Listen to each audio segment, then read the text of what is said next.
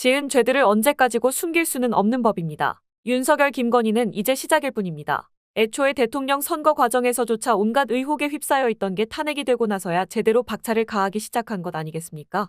이 와중에도 정신 못 차리고 검찰이 나서서 수사하겠다고 설치고 있는데 국민들이 납득이 될 리가 있겠습니까? 당장 검찰은 해체하고 특검으로 샅샅이 조사해야 한다는 말이 그래서 나오는 것입니다. 이재명 대표를 괴롭혔던 것에 반해 반만 수사해도 윤석열, 김건희는 끝난 것이나 다름없습니다. 오늘도 구독, 좋아요와 함께 정치사수 시작해보겠습니다.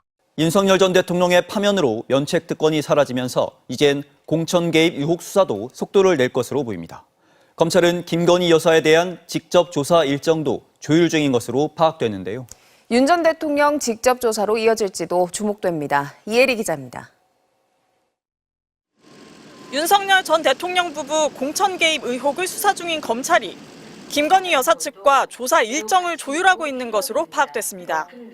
조율을 시작한 건 창원지검에서 서울중앙지검으로 사건을 가져온 직후인 지난 2월 말입니다.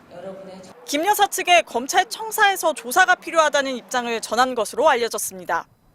의혹의 핵심은 윤 전 대통령 부부가 지난 대선 당시 명태균 씨로부터 총 81차례 3억 7천여만 원 상당의 여론조사를 무상으로 받고 그 대가로 김영선 전 의원 공천에 개입했냐는 겁니다. 윤 전 대통령은 누구를 공천조라고 해본 적이 없고 명 씨에게 여론조사를 부탁한 적도 없다며 의혹을 부인해왔습니다. 검찰 수사는 처음부터 뒷말이 많았습니다. 선관위 수사 의뢰 이후 9개월이 지나서야 첫 압수수색에 들어가 늑장 수사라는 비판이 나왔습니다. 뒷북 압수수색으로 명 씨의 휴대폰을 제때 확보하지도 못했습니다. 서울에서 특별수사팀을 꾸려 수사해야 한다는 요구도 컸지만 심우정 검찰총장은 창원지검 수사팀 인력만 보강했습니다. 지난해 11월에 이미 검찰이 윤 전 대통령 부부의 공천 개입 정황을 확인한 보고서를 작성한 사실도 뒤늦게 드러났습니다. 이 보고서에는 명 씨와 윤 전 대통령, 김 여사가 통화한 전모가 다 들어 있습니다. 내가 상현이한테 내가 한 번 더 얘기를 할게. 걔가 공관위원장이니까. 당선인 이름 팔지 말고 그냥 미르라고 했어요 지금. 김 여사는 22대 국회의원을 뽑는 지난해 총선 공천 과정에도 개입하려 했다는 의혹을 받고 있습니다.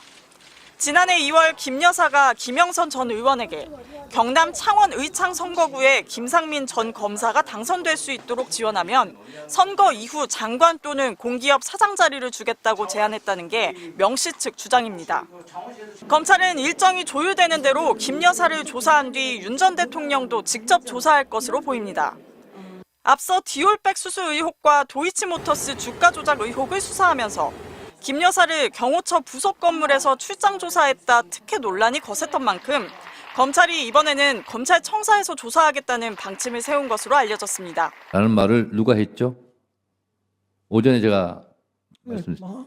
아까 보여주신 거에 그러면 우리 총리께서 권한대행께서 아마 한덕수 권한대행께서 이런 말 했죠? 네.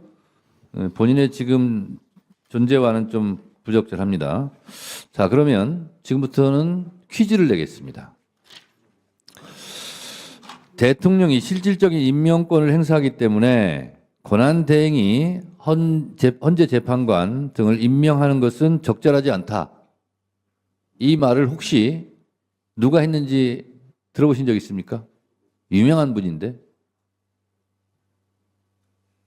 잘 기억이 안 납니다. 기억 안 납니까? 정답을 말씀드리겠습니다. 2017년 2월에 권성동 당시 박근혜 탄핵 소추위원께서 하신 말입니다. 그 다음 또 묻겠습니다. 이 말은 누가 했을까요? 대통령 지명 재판관 후보자는 정치적으로 편향되어 있고 활발하게 정치 활동을 한 사람은 지명한 예가 없다. 그 이유는 헌재의 정치적 중립성을 의심받기 싫어서 그런 것이다.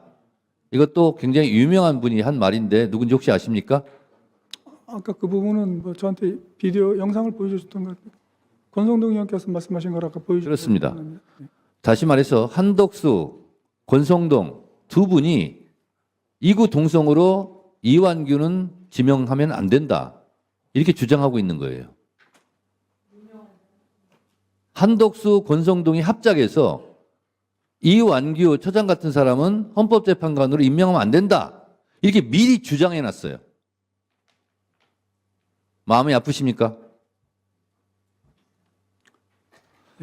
구체적인 김서구 차관, 네, 제가 소추위원 하다 보니까 여러 이제 탄핵 심판이라든가 이거 보게 되는데 언젠가 보니까 헌법재판소에 가서 앉아 있더라고요.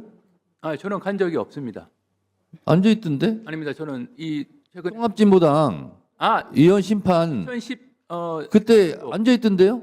그렇습니다. 무슨 자격으로 앉아 있었어요? 그땐 제가 소추인 그렇죠? 측이었습니다. 네. 정부를 대신해서 간 거죠? 그렇습니다. 네네. 그때 통합진보당이 해산된 결정적인 이유가 내란 선동이죠? 기본적으로 진보적 민주주의가 자유민주주의 기본 질서 내란 선동이었어요. 네, 그 부분도 근데 포함되어 있었습니다. 국민의힘은 내란 수계, 내란 우두머리를 보유하고 있는 내란 수계 보유 당이에요. 그리고 아직 1호 당원이에요. 그러면 이것도 충분하게 정당을 해산해야 된다 하는 위헌 심판이 있을 것 같은데 그걸 대비하기 위해서 이완규 처장을 지금 지명했다. 저는 이렇게 추론합니다. 김서구 차관 어떻게 생각하십니까? 제가 뭐 그 부분에 대해서 특별히 드릴 말씀은 없습니다. 자, 이석기 씨가 진보당 당원이었고 그리고 내란을 선동한 예비 음모 이런 것 때문에 진보당이 해산됐어요. 그런 이유로 진보당이 해산됐으면 국민의힘은 100번 정당 해산 당해야 됩니다. 그런 심판을 예상하고 이완규 처장을 저는 이번에 지명했다라고 저는 생각합니다. 김서구 차관 어떻게 생각하십니까? 위원장님 그 말씀에 대해서는 뭐 동의할 수는 없습니다. 왜요? 아니 내란을 직접 저지른 당의 당원인데 내란 선동 예비만으로도 정당을 해산시켰는데 국민의힘은 100번 정당 해산시켜야 돼요.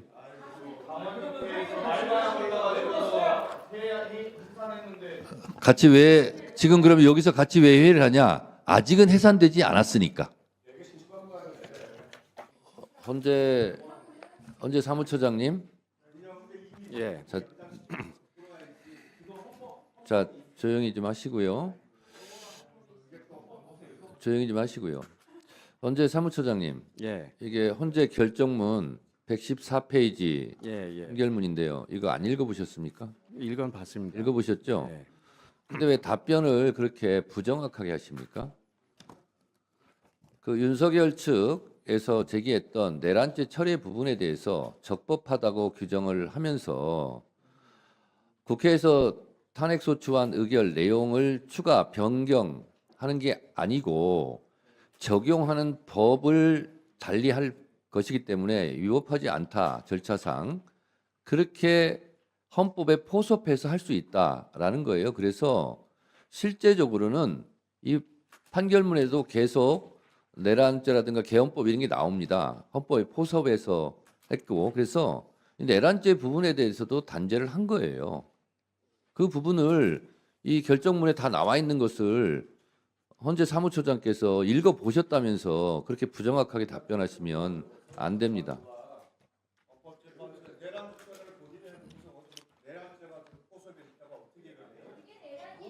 헌재 판결문에 그렇게 돼 있어요. 읽어보세요.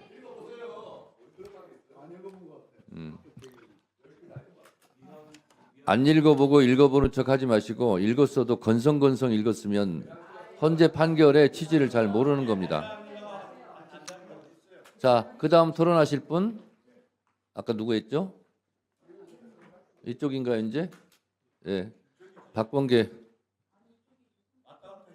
김용민 의원 했구나. 그러면 박은정 의원님 하세요. 오늘 내용은 여기까지입니다. 유익하셨다면 구독과 좋아요 한 번씩 부탁드립니다. 대한민국이 바로 서는 그날까지 정치사수가 함께하겠습니다. 감사합니다.